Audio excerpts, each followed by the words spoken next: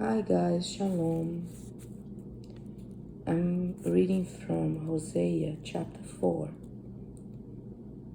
Hear the words of Hashem, O children of Israel. For Hashem has a grievance with the inhabitants of the land, for there is no truth, nor kindness, nor knowledge of God in the land. Rather, swearing, lying, murdering, robbing, and adultery. They have breached standards, and blood reaches more blood.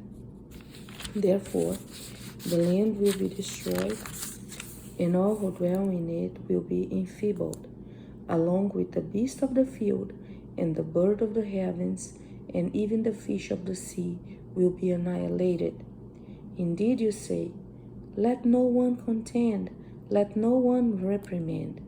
Yet your people contends with the Cohen.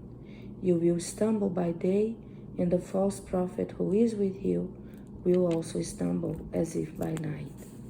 And I will silence your mother. My people has been eliminated for lack of knowledge, for you have spurned knowledge, and I will spurn you from serving me. And as you have forgotten the Torah of your God, I too will forget your children. As much as they have increased, so have they sinned against me. Therefore I will exchange their honor for disgrace. The sin offerings of my people they consume, and for their iniquities his soul yearns. So it shall be like people like Cohen. I will visit his ways upon him, and I will requite him for his deeds. They will eat, but not be sated. They will be promiscuous, but will not proliferate. For they have abandoned Hashem, ceasing to keep his ways. Harlotry and wine and fresh wine capture the heart. My people asks for its wood, and its rod relates to it. For a spirit of harlotry has misled them, and they have strayed from under their God. They slaughter sacrifices upon the mountain tops, and they burn incense upon the hills, under oak and poplar and elm, for their shade is good. Therefore your daughters commit harlotry, and your daughters-in-law commit adultery. I will not punish your daughters when they commit harlotry, nor your daughters-in-law when they commit adultery.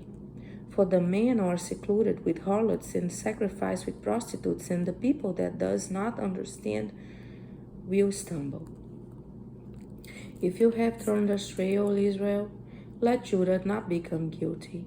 Do not come to Gilgal, do not ascend to Bet Aven, and do not swear falsely, saying, as Hashem lives. For Israel has strayed like a wayward cow. Now Hashem will graze them like a lamb on the broad range. Ephraim is attached to idols. Let him be. Their adulterous drinking orgies have become foreign to me. Her rulers love to invite disgrace. The wind has bound her by her wings. They will be ashamed of their sacrifices. Guys, there's a lot of problems related in this chapter of Hosea. Number 4. I read the whole chapter from 1 to 18.